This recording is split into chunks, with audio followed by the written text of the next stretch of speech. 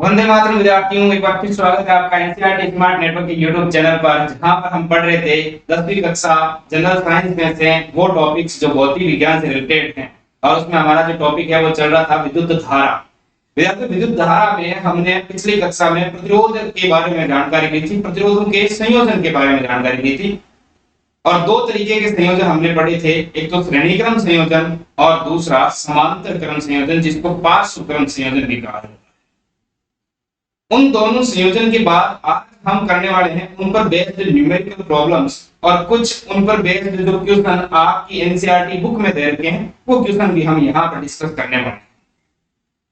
तो चलिए विद्यार्थियों, शुरू करते हैं अपनी क्लास में। थोड़ा सा पिछली क्लास का रिवीजन भी करवाऊंगा, उसके बाद में हम न्यूमेरिकल प्रॉब्लम सॉल्व करेंगे। आपने क्लास अच्छे से ली है तो आप न्यूमेरिकल प्रॉब्लम्स आराम से सॉल्व कर सकते हो, कोई भी समस्या बड़ी बात होगी नहीं यहाँ पर। चलिए शुरू करते हैं। उम्मीद कभी मत छोड़ना, कल का दिन आज से बेहतर होगा। हमेशा इसी उम्मीद के साथ सुबह जगा करो, ईश्वर का शुक्रिया अदा करो कि आज एक और दिन दिया है मेरी जिंदगी में, जिसमें मुझे कुछ और बेहतर करना है, बेहतर ढंग से जीना सीखना है। चलिए विद्यार्थियों, शुरू करते हैं क्लास। हमारा जो प्रतिरोधों का संयोजन हमने पढ़ा था। पहली बात तो प्रतिरोध क्या होते हैं आप अच्छे से जानते होंगे। धारा के मार्ग में बाधा, धारा के मार्ग में बाधा, मार्ग में बाधा, इसको ही हम क्या कहते हैं विद्यार्थियों? प्रतिरोध कहते हैं। और इसका जो संयोजन है वो संयोजन हमने पढ़ लिया था, दो प्रकार से होता है। इनका जो कॉम्बिनेशन है वो दो प्रकार से होता है। जरूरत तो नहीं पड़ती, लेकिन जरूरत पड़ी, दुकान पर गए थे, 4-4 ओम के उसके बाद प्रतिरोध थे, लेकिन हमें 2 ओम और 8 ओम के प्रतिरोध बनाने थे। इसलिए हमें सीखना जरूरी था कि किस तरीके से मैं 2 ओम का प्रतिरोध और 8 ओम का प्रतिरोध तैयार कर सकता हूं अगर मुझे मार्केट में सिर्फ 4 ओम के प्रतिरोध मिले तो इस तरीके से हमने दो कॉम्बिनेशन पढ़े, एक तो श्रेणी क्रम, दूसरा समांतर क्रम। तो जो आपका श्रेणी क्रम कॉम्बिनेशन है बहुत ही आसान है, कोई समस्या वाली बात नहीं। इसमें जो मेन पॉइंट ध्यान रखने वाले हैं वो एक तो ये है कि धारा एक ही रास्ते से चलती है, धारा एक ही रास्ते से चलती है। इसका मतलब धारा नियत रहती है। धारा क्या रहती है? नियत रहती है। किसमें? श्रेणी क्रम संयोजन में विद्यार्थी। दूसरी बात ये ध्यान रखनी है कि विभवांतर जो है वो समानुपाती होगा किसके? प्रतिरोध के। यानी V जो है वो समानुपाती होता है R के। जितना ज्यादा प्रतिरोध विभवांतर उस प्रतिरोध के दोनों सिरों पर उतना ही ज्यादा होगा, और जितना कम प्रतिरोध विभवांतर उतना ही कम होगा। ये बात भी हमें विशेष तौर पर ध्यान रखनी है। यहाँ पर जब हमें तुल्य प्रतिरोध निकालना होता है तो हम कुछ भी नहीं करते हैं सिवाय सभी अलग अलग प्रतिरोधों के जोड़ने के। तो अगर आपसे ये कहा जाता है कि कोई संयोजन दे रखा है जिसमें आपको तुल्य प्रतिरोध निकालना है और संयोजन श्रेणी क्रम संयोजन है, तो आपको उन सभी प्रतिरोधों को जोड़ देना है। तो ये चीजें श्रेणी क्रम संयोजन में, प्रतिरोधों के श्रेणी क्रम संयोजन में विशेष तौर पर हमें ध्यान रखनी है। यहां पर जो तुल्य प्रतिरोध का मान आएगा, तुल्य प्रतिरोध का मान आएगा वो हमेशा बड़ा होगा सबसे बड़े प्रतिरोध से। सबसे बड़े प्रतिरोध से जो आपने प्रतिरोध लगाए हैं उनमें सबसे बड़े प्रतिरोध से भी बड़ा मान होगा किसका? तुल्य प्रतिरोध का। यहां तक भी क्लियर हो जाए। फिर देखिए हमने दूसरा संयोजन पढ़ा था। दूसरा था विद्यार्थियों समांतर क्रम संयोजन। समांतर या जिसका हम दूसरा नाम लेते हैं पार्श्व क्रम संयोजन, यही पढ़ा था। तो ये समांतर क्रम या पार्श्व क्रम संयोजन क्या होता है विद्यार्थियों? समांतर क्रम या पार्श्व क्रम संयोजन में सभी प्रतिरोधों के प्रथम सिरे एक बिंदु पर और सभी प्रतिरोधों के दूसरे सिरे दूसरे बिंदु पर जोड़ देते हैं। दो ही बिंदु होंगे, एक बिंदु पर सभी प्रतिरोधों के प्रथम सिरे जुड़ेंगे, दूसरे बिंदु पर सभी प्रतिरोधों के दूसरे सिरे जुड़ेंगे, और उन दोनों बिंदुओं के मध्य का विभवांतर V सभी प्रतिरोधों पर समान रूप से आरोपित होगा। सभी प्रतिरोधों पर कैसा होगा? समान रूप से आरोपित होगा। तो यहां पर आपका V जो है वो क्या होता है विद्यार्थियों? V नियत होता है। यहां पर जो विभवांतर V है वो क्या होता है? नियत होता है विद्यार्थियों। चीज क्लियर है? और जब V नियत होगा तो ओम के नियम से हमने पढ़ा था V बराबर I R, पढ़ा था नहीं पढ़ा था? ये कह रहा है V नियत है, तो हम इसको ऐसे लिख सकते हैं I बराबर V अपॉन R, और V नियत है इसका मतलब I समानुपाती 1 अपॉन R के, या हम कह सकते हैं जो धारा है वो प्रतिरोध की व्युत्क्रमानुपाती होगी, या जो प्रतिरोध है वो धारा का व्युत्क्रमानुपाती होगा। कहने का मतलब प्रतिरोध जितना ज्यादा धारा उतनी कम, प्रतिरोध जितना कम धारा उतनी ही ज्यादा। धारा के मार्ग में बाधाएं ज्यादा तो धारा कम बहेगी, बाधाएं कम होगी तो धारा ज्यादा बहेगी। ये बात हमें ये बताता है कि जो धारा है वो प्रतिरोध की व्युत्क्रमानुपाती होती है।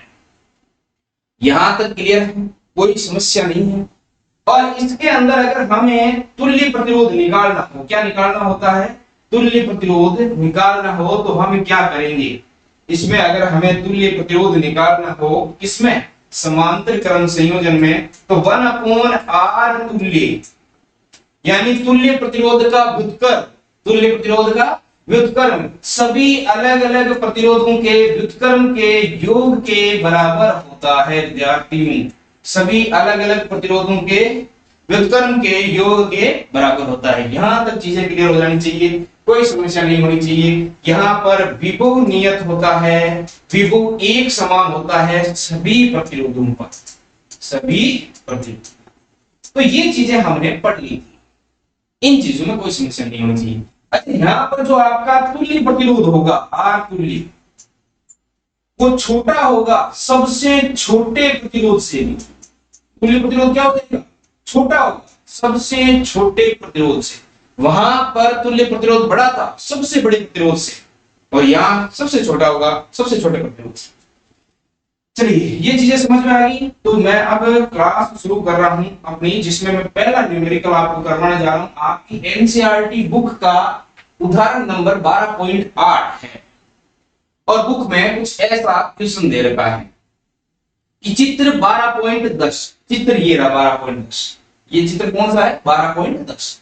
तो इस चित्र 12.10 के परिपथ आलेख में मान लीजिए प्रतिरोधकों R1, R2, R3, 1, 2, 3 दिख रहे हैं आपको, के मान क्रमश हैं, के मान दिए हैं, के मान क्रम से, क्रम से मतलब जिस क्रम से हमने R1, R2, R3 बोले उसी क्रम से मान रखे हुए।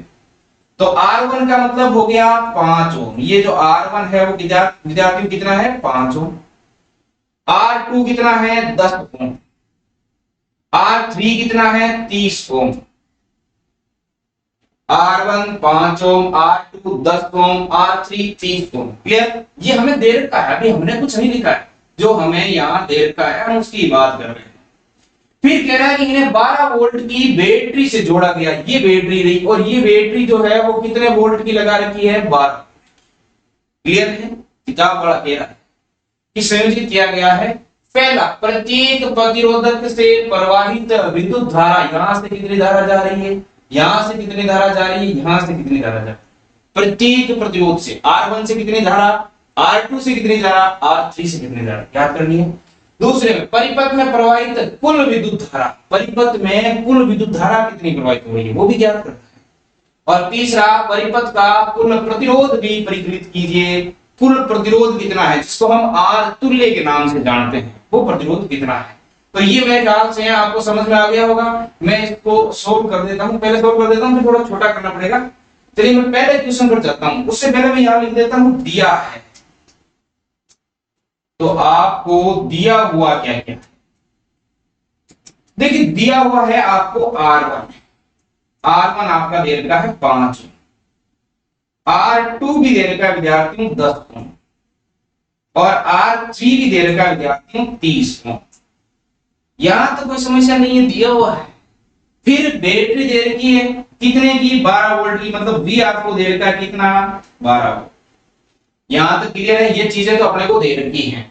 और ये भी दे रखा है कौन से क्रम में संयोजित है, समांतर क्रम में। डायग्राम से दिख रहा है कौन से क्रम में, समांतर क्रम में। तो देखिए ये बिंदु X है, यहाँ पर बिंदु X है और ये बिंदु Y है। सारे के सारे ये जो R1 प्रतिरोध है, R2 है, R3, इन सभी प्रतिरोधों के प्रथम सिरे कौन से बिंदु पर मिल रहे हैं, X पर, और इनके द्वितीय सिरे कौन से बिंदु पर मिल रहे हैं, Y पर। तो इन दोनों के मध्य जो विभवांतर होगा विद्यार्थियों वो भी कितना होगा 12 वोल्ट। यानी कि R1 पर 12 वोल्ट, R2 पर 12 वोल्ट और R3 पर भी कितना हो जाएगा 12 वोल्ट। क्लियर है। अब चलते हैं सॉल्यूशन की ओर। ये चीजें जो हमें दे रखी थी वो समझी हमने, उसके बाद क्या हो गया इसके,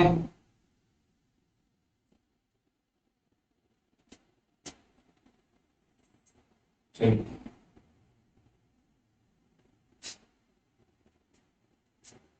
जो आपको पहले दे रखे हमें ए में पूछा है प्रत्येक प्रतिरोध से प्रवाहित धारा, तो मैं ए को सोल्व कर देता हूं। ए के अंदर प्रत्येक प्रतिरोध से प्रवाहित धारा, तो R1 से प्रवाहित धारा पहले हम निकालते हैं। R1 से प्रवाहित धारा, R1 से प्रवाहित धारा को मैं मान लेता हूं I1। देखो ओम के नियम से, कौन से नियम से, ओम के नियम से, काम ही नहीं कर रहा है। ओम के नियम से हमने पढ़ा था V बराबर आई आर होता है। V बराबर क्या होता है, V बराबर आई आर होता है ओम के नियम से। तो यहां से I बराबर हो जाएगा V अपॉन में R, और हम कौन से R की बात कर रहे हैं, R1 की बात कर रहे हैं। कौन से R की बात कर रहे हैं विद्यार्थियों, R1 की बात कर रहे हैं। ये तो काम कर रहा है, फिर क्या दिक्कत है इसकी, चलिए हम वहां से काम चला लेंगे। तो I1 बराबर V अपॉन में R1। देखिए यहां से I1 बराबर हो जाएगा V, कितना है 12 अपॉन में R1। R1 का मान कितना दिया हुआ है 5, R1 का मान कितना विद्यार्थियों 5 ओम, तो ये हो गया 5। अब 12 बटा 5 सोल्व करेंगे तो हमारे पास 2 बार भाग जाएगा, पॉइंट लगाएंगे 20 में जाएगा 4 बार, तो 2.4 एम्पियर की धारा। जो आपका ये R1 है ना, इस R1 से कितनी धारा प्रवाहित हो रही है, 2.4 एम्पियर की धारा प्रवाहित हो रही है। फिर देखिए विद्यार्थी हम निकालते हैं R2 से, R2 से प्रवाहित धारा। देखिए फॉर्मूला रखना है, आपको कुछ नहीं करना है। R2 बराबर हो जाएगा V अपॉन में R2। अब देखो यहां पर V, ये R2 है, इस R2 में V तो कितना रहेगा 12 वोल्ट रहेगा, समांतर क्रम है तो सब पर विभवांतर समान ही रहेगा। V तो हो गया आपका 12 वोल्ट अपॉन में R2 कितना है देखो 10 ओम, कितना हो गया है 10 ओम, तो 10। तो इस प्रकार हमें I2 मिल जाता है 1.2 एम्पियर। I2 आ गई 1.2 एम्पियर, I1 आ गई 2.4 एम्पियर, और फिर हम निकाल देते हैं R3 पर, R3 से प्रवाहित धारा चलने लग गया। R3 से रूट लिया था इतनी देर, ये R3 से प्रवाहित धारा, तो R3 से प्रवाहित धारा क्या हो जाएगी विद्यार्थियों I3 हो जाएगा V अपॉन में R3, V अपॉन में R3। क्लियर है बात, फॉर्मूला रखना है, वैल्यू पुट करनी है, आंसर अपने आप ही निकल जाएगा, आपको तो करना ही नहीं है कुछ। I3 बराबर V वोल्टेज कितना 12 वोल्ट, ये तो सब में समान है, समांतर क्रम में तो R1 R2 R3 पर ड्रॉप होने वाला वोल्टेज का मान कितना है 12 वोल्ट ही है। R3 का मान देखो, R3 का मान देगा 30 ओम, कितना दे रखा है 30 ओम, तो यहां मैं देता हूं 30 ओम, और 30 का भाग 12 में नहीं जाता, तो पॉइंट लगा दो। 120 में जाता है, बिल्कुल जाता है 4 बार, तो कितनी आ गई I3 आ गई विद्यार्थी 0.4, ये आ गई I3। तो हमने पहला क्वेश्चन सॉल्व कर दिया है, प्रत्येक प्रतिरोधक से प्रवाहित विद्युत धारा, प्रतिरोधक R1 से प्रवाहित धारा, जो R1 है ना आपका, जो 5 ओम का प्रतिरोध है, इससे 2.4 एम्पियर की धारा बह रही है, 2.4 एम्पियर की धारा बह रही है। कितने एम्पियर की 2.4। जो आपका R2 है 10 ओम वाला, उसमें से 1.2 एम्पियर की धारा बह रही है, और जो आपका R3 है 30 ओम वाला, उसमें से 0.4 एम्पियर की धारा बह रही है। देखो दूसरा क्वेश्चन आपसे पूछ रहा है कि परिपथ में प्रवाहित कुल विद्युत धारा कितनी है।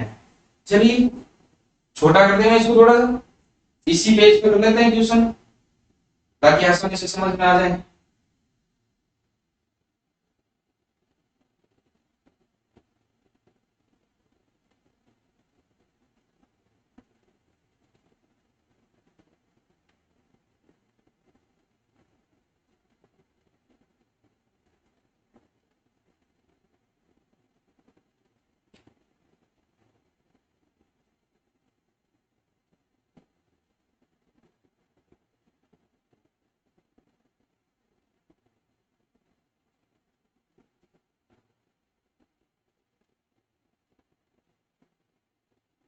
छोटे बड़े की बड़ी दिक्कत है, कभी कैसे मानता है, कैसे मानता।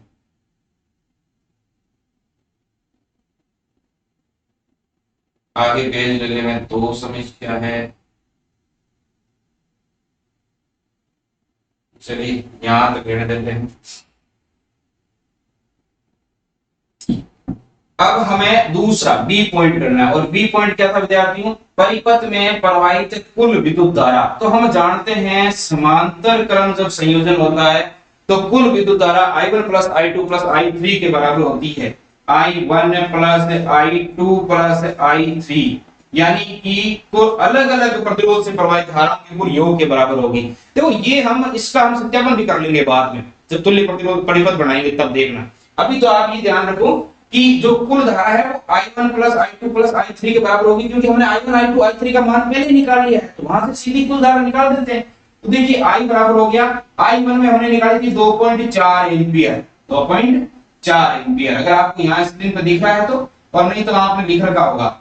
और R2 1.2 एम्पियर, तो 1.2 एम्पियर प्लस I3 जो R3 पर है वो 0.4 एम्पियर। देखिए विद्यार्थियों जोड़ दीजिए, कुछ भी नहीं करना है। I बराबर 2.4 और 1.2 हो गया 3.6, और 3.6 में 0.4 जोड़ना है, तो कितना हो जाएगा 4 एम्पियर। यानी कि जो इस प्रतिरोध में कुल धारा है, इस परिपथ में कुल धारा है, उस कुल धारा का मान कितना है विद्यार्थियों 4 एम्पियर। यहां तक समझ में आना चाहिए, समस्या नहीं होनी चाहिए। कितना है 4 एम्पियर। देखिए अब है सी पॉइंट, और सी वाला क्वेश्चन आपसे ये पूछ रहा है कि ये बताइए, क्या बताइए, ये बताइए परिपथ में कुल प्रतिरोध कितना है, परिपथ में कुल प्रतिरोध कितना है। इसका मतलब हमें यहां पर तुल्य प्रतिरोध निकालना है। क्या निकालना है, तुल्य। तो विद्यार्थियों तुल्य प्रतिरोध वो होता है 1/r तुल्य समांतर क्रम संयोजन के लिए। क्या होगा 1/r1 plus 1/r2 plus 1/r3, तीन ही है तो 1/r3। जोड़ दीजिए इन सबको, 1/r तुल्य बराबर 1/r1। r1 कितना 5 ओम, r1 कितना दे रखा है 5 ओम, r2 कितना 1/10 10 ओम, प्लस r3 कितना 1/30 30 ओम। देखिए इनका मैं एलसीएम ले लेता हूं,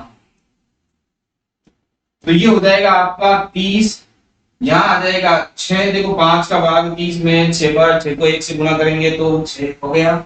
10 का भाग 30 में 3 बार, 3 को 1 से गुणा किया 3। 30 का भाग 30 में 1 बार, 1 को 1 से गुणा किया 1, तो हो गया 10/30। बट्टा बट्टा को काट के 0 0 काट के हम 1/3 लिख सकते हैं। देखो ये 1/3 तुल्य प्रतिरोध नहीं है विद्यार्थियों, 1/3 1/r तुल्य का। तो तुल्य प्रतिरोध निकालेंगे तो क्या करना, उल्टा करना। तो ये आपका R तुल्य आ जाएगा, R तुल्य बराबर 3 ओम।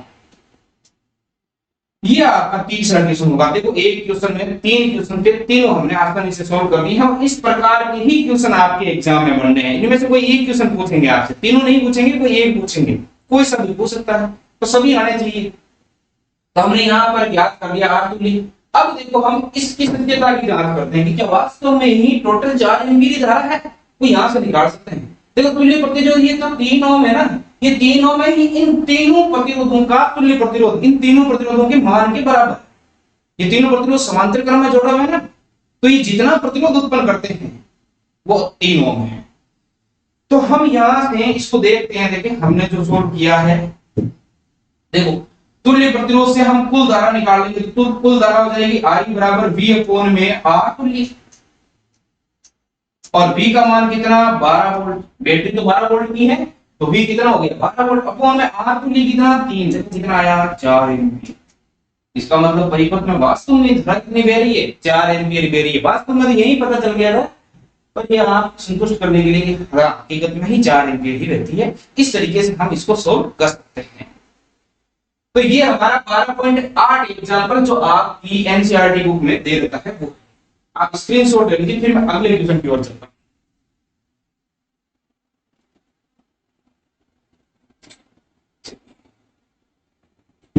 ये अगला क्वेश्चन दिख रहा है, ये 12.9 एग्जाम्पल है आपकी एनसीईआरटी बुक का। आपकी जो एनसीईआरटी बुक है ना, उसका 12.9 नंबर एग्जाम्पल है। ये देखिए क्वेश्चन पढ़ते हैं, क्या कह रहा है। ये कह रहा है कि चित्र 12.12, आज वो चित्र 12.12 ये पूरा जो चित्र बना हुआ है ना, ये 12.12 है। 12.12 में R1 10 ओम का है। ये जो R1 है ये कितने ओम का है? 10 ओम का। R2 40 ओम का, ये R2 40 ओम का है। R3 30 ओम का, ये R3 30 ओम का है। R4 20 ओम, ये R4 20 ओम। और R5 60 ओम, ये R5 60 ओम। इनसे हमने इस कुंजी को जोड़ रखा है, यहाँ बैटरी लगा रखी है और उस बैटरी का वोल्टेज दिया हुआ है 12 वोल्ट। ये बैटरी जो है वो बैटरी कितने की है? 12 वोल्ट की। मैं यहाँ लिख दूंगा सबको, अभी आप समझते जाओ। ये कितने की है? 12 वोल्ट की। फिर कह रहा है कि इनको संयोजित किया जाता है। संयोजित तो कर दिया इन्होंने, खुद नहीं कर दिया। एक यहाँ पर अमीटर भी लगाया, तो ये ए लिखा हुआ है। ये ए क्या है? ये अमीटर है विद्यार्थियों। क्या है? अमीटर। और अमीटर क्या करता है? धारा का मापन। क्या करता है? धारा का मापन। अमीटर को किस क्रम में लगाते हैं? परिपथ में, श्रेणी क्रम में। किस क्रम में लगाते हैं? श्रेणी क्रम में।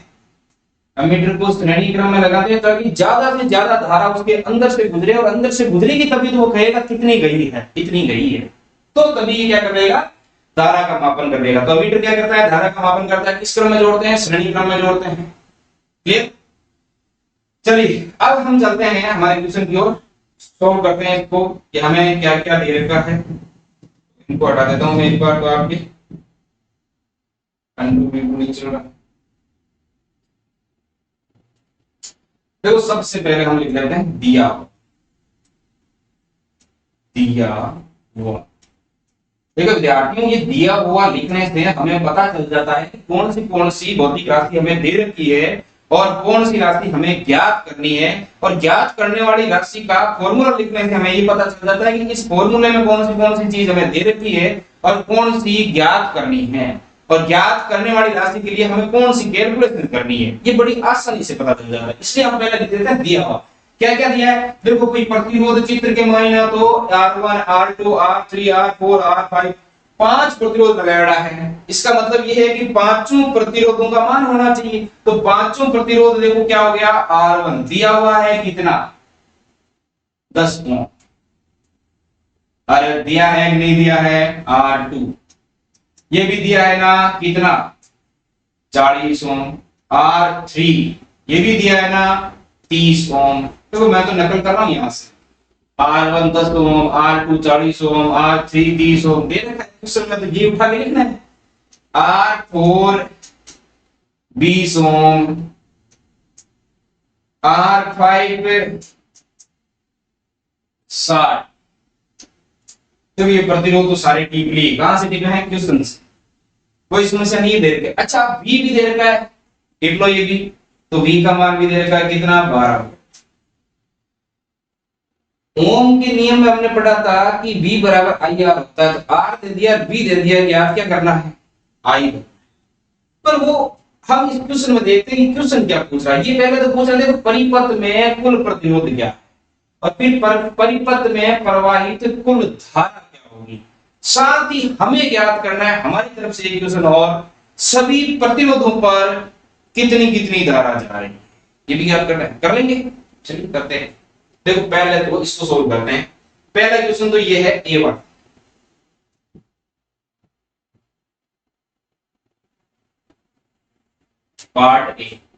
पार्ट ए आपसे पूछा है परिपथ में कुल प्रतिरोध, परिपथ में कुल कितना प्रतिरोध। देखो अगर हम इसको देखें डायग्राम में, तो ये जो दोनों प्रतिरोध है, ये वाला, ये विद्यार्थियों दोनों समांतर क्रम में, और ये तीनों प्रतिरोध जो है वो किस क्रम में है?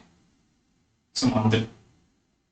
इसका मतलब इनको सोल्व करें, एक प्रतिरोध बनाए यहाँ R2 लिए, इनको सोल्व करें, एक प्रतिरोध बनाए R2 लिए। तो फिर ये वाला प्रतिरोध और ये वाला प्रतिरोध, देखो धारा कहीं बदलेगी क्या? नहीं, धारा एक समान रूप से बहेगी एक ही रास्ते से। तो ये दोनों श्रेणी क्रम में, कौन से क्रम में आ जाएंगे? श्रेणी क्रम में। देखो इसका मैं तुल्य परिपथ बनाता हूं। पहले तुल्य परिपथ ये हो जाएगा इस तरीके से। यहां क्या लगी है? बैटरी। और ये हो जाएगा यहां पर और यहाँ बीच में क्या लगा हुआ है, अमीटर। यहां तक कोई समस्या नहीं होनी चाहिए। यहां धारा आई मेरी, ये हो गया आपका आर तुल्य, कौन सा, 1 2 का, और ये भी है आर तुल्य। ये आर तुल्य किसका है, 3 4 5 का, 3 4 5 का, R3 R4 R5 का। तो मैं इनको लिख देता हूं R12 वाले को लिख देता हूं R1 और इसको लिख देता हूं 2, R तुल्य 1 और R तुल्य 2। देखो इससे फिर हम आगे चलेंगे तो हमारे पास जो और तुल्य प्रतिरोध बनेगा अब R तुल्य, वो ये बन जाएगा। देखो क्या, क्योंकि ये दोनों किस क्रम में है, श्रेणी क्रम में, दोनों किस क्रम में है, श्रेणी क्रम में। तो श्रेणी क्रम में है तो फिर हम इनको और जोड़ देंगे और जो आपका लास्ट में परिपथ बनना है इस तरीके का बनता है।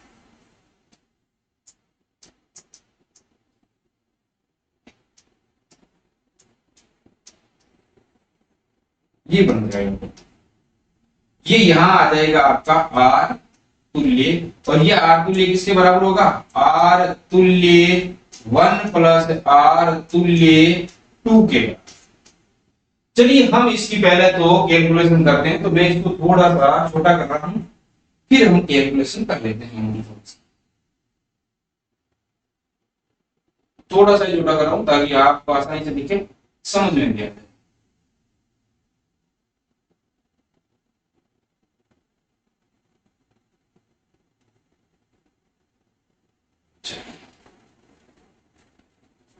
तो यहां सॉल्व करता हूं इनको। सबसे पहले तो मैं इस परिपथ को सॉल्व कर रहा हूं R1 और R2।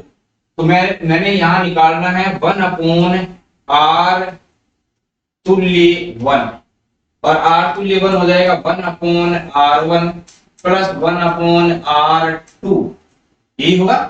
तो विद्यार्थी 1 अपॉन R तुल्य 1 तो हो गया आपका 1 अपॉन R1। R1 का मान कितना देर का, देखो R1 देर का 10 ओम और R2 40 ओम, तो 10 प्लस 1 अपॉन 40, एलसीएम कितना आ गया 40। यहां हो गया आपका 10 का भाग 40 में 4 बार, 4 को 1 से गुणा करेंगे तो 4 और ये 1 हो गया। तो यहां हम लिख सकते हैं 5/40, और यहां से हम ये कह सकते हैं कि R तुल्य 1 जो है वो हो जाएगा विद्यार्थियों 8 ओम।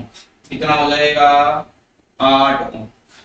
क्लियर, ये हमने इन R1 और R2 को सोल्व किया है सिर्फ, तो R तुल्य 1 निकाल दिया। अब हम सोल्व करने वाले हैं R3 R4 और R5 को। तो अब हम निकालेंगे R तुल्य 2, 1 upon R3 plus 1 upon R4 plus 1 upon R। हम अलग अलग इसलिए कर रहे हैं क्योंकि अलग अलग दोनों समांतर क्रम में, R1 R2 अलग रूप से समांतर क्रम में है, R3 R4 R5 ये अलग समांतर है, फिर इनका तुल्य उस श्रेणी में हो जाएगा। तो यहां हम सोल्व करते हैं 1 अपॉन R तुल्य 2, R तुल्य 2 हो जाएगा 1 अपॉन R3। R3 का मान कितना दिया तो देखिए 30 ओम, R4 20 ओम, R5 60, ये हमें दे रखा है। एलसीएम लेंगे तीनों का 60 ओम, एलसीएम तीनों का कितना आ जाएगा 60 ओम। 30 का भाग तो 2 प्लस 3 प्लस 1, ये तो आपको आनी चाहिए पहले से। तो 1 अपॉन R तुल्य 2 आपकी कितना आ गया 6 अपॉन में 60, 1/10 लिख सकते हैं, और इसको लिख सकते हैं R तुल्य बराबर 10 ओम। ये आपके पास आ गया R तुल्य कितना आ गया 10 ओम, और R तुल्य 1, सॉरी R तुल्य 1 तो 8 ओम आया है, और R तुल्य 2 कितना आ गया 10 ओम। यानी कि इस जगह पर तो 10 ओम प्रतिरोध काम कर रहा है, और यहाँ पर सॉरी यहाँ 8 ओम प्रतिरोध काम कर रहा है, और यहाँ पर 10 ओम प्रतिरोध काम कर रहा है। तो ये हमने निकाल दिया, ये तो है 8 ओम और ये है 10। अब देखिए ये जो प्रतिरोध है, ये प्रतिरोध तो किस क्रम में है, श्रेणी क्रम है। तो हम ये R तुल्य निकाल लेते हैं ये बात। तो विद्यार्थियों आर तुल्य जो है वो श्रेणी क्रम में है, तो हो जाएगा आर तुल्य 1 प्लस आर तुल्य 2। इनको तो सीधा ही जोड़ना है, अपॉन में नहीं लेना है, क्योंकि किस क्रम में है, श्रेणी क्रम है। तो 8 प्लस 10 बराबर आर तुल्य हो गया आपका 18 ओम। कितना हो गया 18। ये तो आपके पहले क्वेश्चन का आंसर है। आर तुल्य कितना हो गया 18। यहां तक कोई समस्या नहीं होनी चाहिए, फटाफट स्क्रीनशॉट लीजिए, फिर आगे चलते हैं दूसरे क्वेश्चन की ओर। दूसरा क्वेश्चन आपसे क्या जानना चाहता है, हो गया क्लियर। चलिए दूसरा क्वेश्चन कह रहा है परिपथ में प्रवाहित कुल धारा ज्ञात कीजिए। इस परिपथ में आपकी कुल धारा कितनी बह रही है, तो इसको यहीं छोटा कर देता हूं, यहीं निकाल लेते हैं कुल धारा।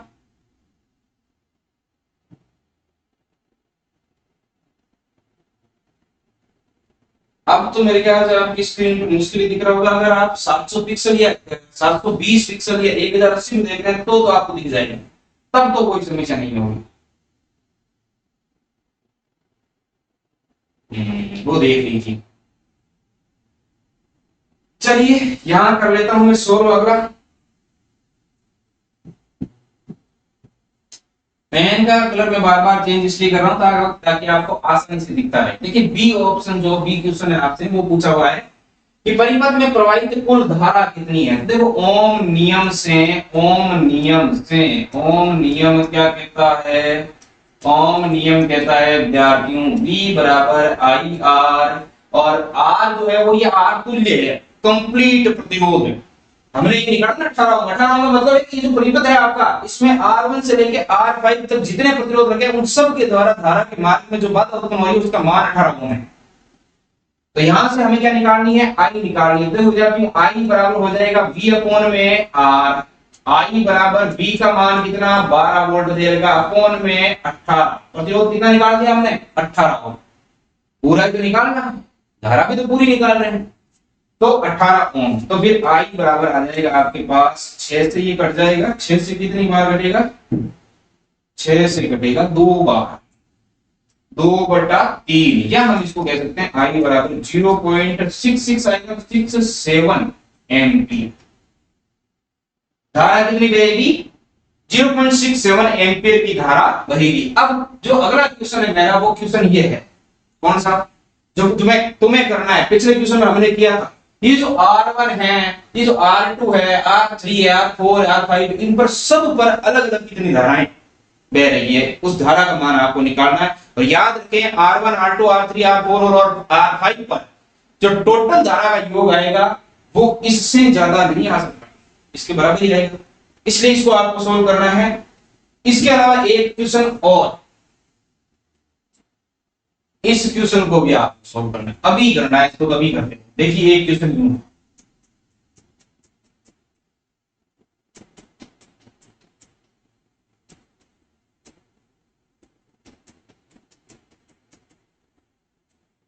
इसमें मैं आपसे सिंपली इतना पूछना चाहता हूं कि इसका तुल्य प्रतिरोध कितना होगा।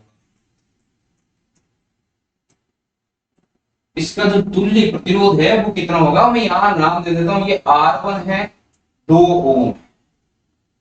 R1 कितना है 2 ओम।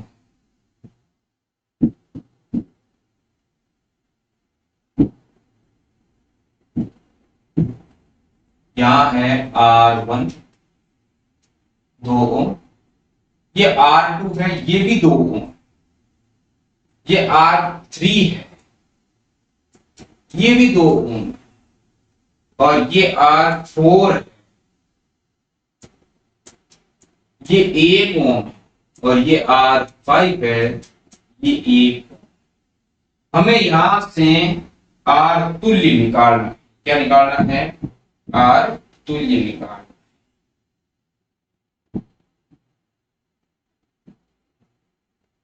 देखो हमें पहले R1 और R2 को सोल्व करना है। हमें पहले क्या करना है R1 और R2। तो ये दोनों R1 और R2 जो है वो किस क्रम में है विद्यार्थियों, ऐसे। फिर हमें इस परिपथ पर पहुंचना है। देखो इस R1 और R2 को सोल्व करेंगे तो 1/R बराबर 1/R1 प्लस 1/R2, क्योंकि दोनों समांतर क्रम है। समांतर क्रम में तो 1/r बराबर 1/2 प्लस 1/2 और ये हो जाएगा 1/r बराबर 1/2 और 2 का एलसीएम कितना आ गया 2 और दोनों को ऊपर लिख देंगे 2 1 प्लस 1 लिखेंगे तो ये आ गया 1। तो ये जो r है वो आपका आ गया 1 ओम। कितना आ गया 1। तो यहां तो आ गया 1। कितना ओम आ गया 1। फिर यहाँ ये पहले से दिया हुआ है कितना ओम 2। इसको एटलीस्ट लिख दिया, इसको तो सोल्व करना ही नहीं है। फिर ये देखो फिर समांतर क्रम में है। कौन से क्रम में समांतर में, इसको फिर सोल्व करना है। फिर सोल्व करेंगे देखो मैं यहाँ निकाल देता हूँ r, इसको r डैश नाम दे देते हैं मान लो। फिर ये हो जाएगा 1/1 प्लस 1/, यही होगा।